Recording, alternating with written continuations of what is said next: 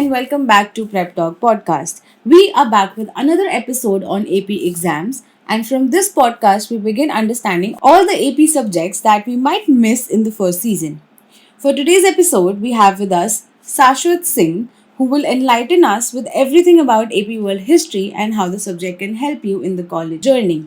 Hi Shashwat, welcome to the show. Hi Vartika, I'm very happy to be here. Great. So let's begin with the podcast. Yes, sure. Sure. So our first question to you is there are more than 160 countries when we talk about the entire world.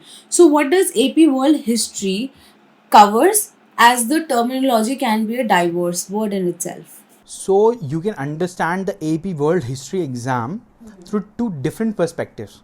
The first would be understanding history as a story.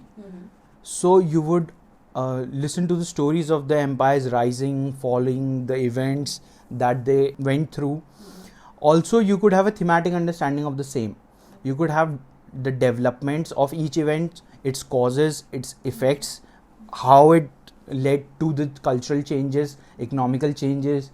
We would understand the claims and evidences that one historian might present for each and every event, and we would put those in context of the greater world that was surrounding that particular empire, right? We would also present arguments for and against whatever evidences that we have presented. So it is just not a story but a case study as well. And the main empires or the regions that we are going to study would be your Africa, your Eurasia, the two Americas that we have, the Middle East and Southeast Asia and China, right? So what are the benefits of taking this particular AP subject, and what other subject can this one be clubbed with? More than 300,000 students take AP. More than 300,000 took in 2020 when the pandemic was going on. The exam helps in critical development. It helps in analysis. It helps in argument presentation. So these are the skills that a student might need later on in life as well as during their college life. So this is a very good exam to develop those particular skills. Apart from that, it also helps earning college credits that potentially help students economically as well, right? The other exams that we could club it with would be other history exams that would be your European and your US history. But I would not suggest taking more than 2 history subjects together because the scope and the depth of the syllabus is very vast, right? So taking, for example, we have world history, you could club it with European history. A lot of topics and a lot of eras overlap with each other, so a student might benefit that. But if you take more than that, the amount of syllabus that one has to cover becomes very huge and become a daunting task for a student. And they have to keep in mind that their academics is a task in itself, and along with APs and the standardized You're testing. Correct. So keeping it to a minimum as far as the theoretical subjects are concerned is advisable. Okay. So moving on to our next question, what is the format of this exam? So your entire AP World History exam is divided into 2 sections, right? Your first part is mainly your MCQ. Your section 1 constitutes of 55 MCQs that you have to do in 55 minutes. And the second part in your section 1 is your short answer questions. Okay, you are given 4 questions, and out of that you have to do 3. You have to complete these 3 in 40 minutes. Your section 2 is largely your FRQs, that would be your free response questions, right? The section 2 constitutes of your document based questions, your DBQs and a long essay. Now the document based question, you would be given 6 to 8 documents, primary documents most probably, and you have to analyze this and present your answer according to that, right? You have 1 hour to do this question, and you have a long essay. You're given 3 choices, and these choices are from 3 different time periods, and you have to finish this in 40 minutes. So this is the structure of the paper that you have to complete. I know it is a long test, but if you know how to tackle it, it becomes very easy. Okay. So recently we have seen that AP World History as a subject has undergone a lot of changes. So what are those changes and how does it impact the preparation of a student? Earlier, the AP World History exam used to cover everything from prehistoric to present, right? So it is a very long time period that one has to study. Now College Board has cut off that part and you just have to study from 1200 CE onwards. The timeline has decreased, but the depth of topic has increased, right? So now students need to remember less but understand more. Right. So to understand, you need to have a contextual and a very deep understanding of each and every topic that you have to study. So that is how it is changed. College Board is also trying to bring world history ancient, but there has nothing been, no update about that. We'll see how it goes. Right. Okay. So how would you rate the difficulty level of AP World History and as compared to like the similar domain of subject, as you mentioned that AP European History and AP US History. So as compared to those two subjects, how is the difficulty level of this particular subject? So AP World History is actually one of the top 10 most difficult exams that are out there for APs. Pass rate is around 60%, while the other exams you have a pass rate of 71%, right? And perfect score only 10% of students get it, while for the other subjects you have 20%.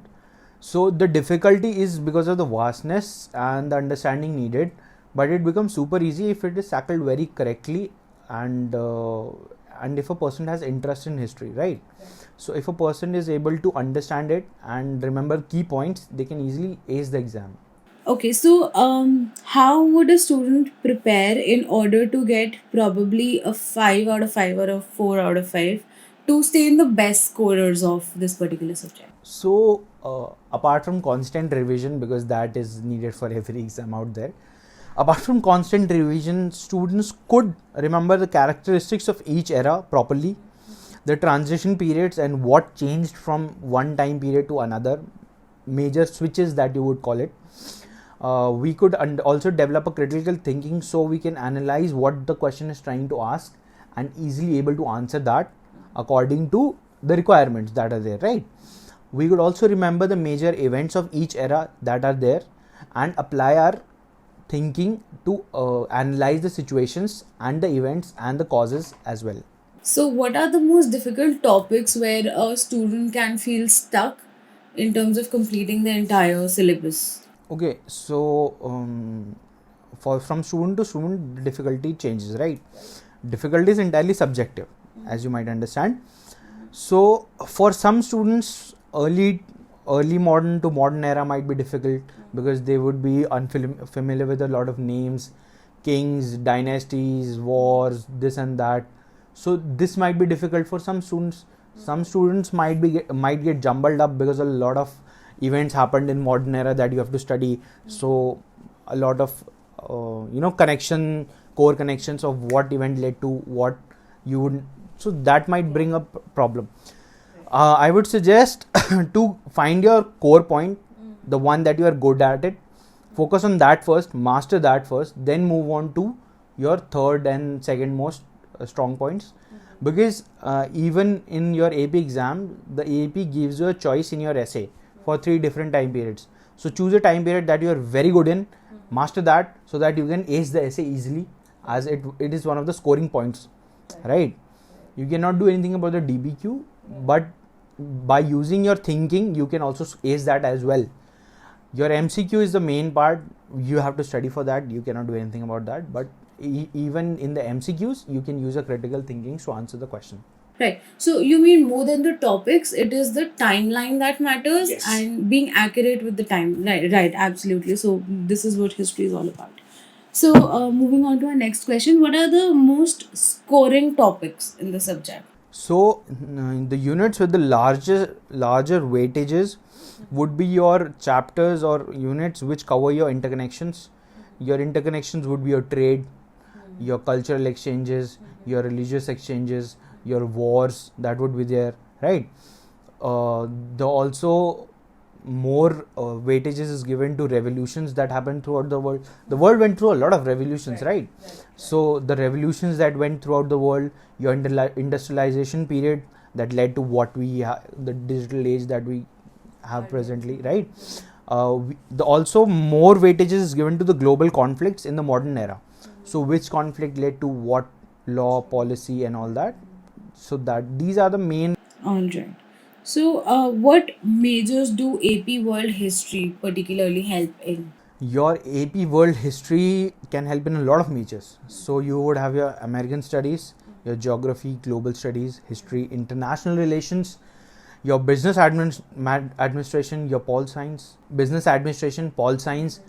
We actually have a tool called College Navigator on our website, which where you input whatever major that you want to choose, and it will give out the AP exams that will be beneficial for that exams, right? So it would help you to sort out your college application process very easily. It basically helps you simplify the complexities of understanding what APs would suit you the Yes, best in correct, terms correct. of what majors you are taking. So yeah, if you want to visit that particular tool, it is under College Kit on www.TutelaPrep.com. So moving on to our next question, when is the best time to start the preparation of AP World History? So I would suggest after 10th class or your 11th class in September, October should be the best time because the exam is in May, right? I would not suggest 12th because it would be too late for your application process, but it can help you on credit, but it would be it would not help you in your application process basically, right? If a student is familiar with a lot of topic he or she has studied already, it might take less time, but it generally takes 5 to 6 months to prepare for proper studying and to prepare properly. So any time period before May, 5 to 6 months, you can start your preparation and you can give your exam very easily. Alright, so with this, we move on to our last question for you. What are some of the important tips for the student that they should keep in mind during the exam day? So the first thing is, do not study a lot one day before the exam. It will clutter up your mind, right? Remember, the exam is vast, but it is not difficult. You would need analysis. You just need to use your brain. If you do not understand a question at that point of time, skip it, attempt the other questions, come back to it, and then go through it once again, line by line. It might give you a clue later on. But do not leave a question. Always attempt a question because there is no negative marking. So your guess might be the correct answer and it will lead to a good score, right? And I would suggest get familiar with your primary and secondary sources of history that is always there present. It might click at that particular moment during exam and help you clear a question, right? And as usual, practice and revision is necessary for any and all exams, so you must do that. Alright, so thank you so much, Shashwat, for being a part of this episode. Thank you, Vartika, for having me here. Absolutely. So, thank you to all the listeners as well for joining us. Don't forget to like, share, and subscribe to our podcast channel. Stay tuned for more such informative content, and I shall see you in the next one. Goodbye.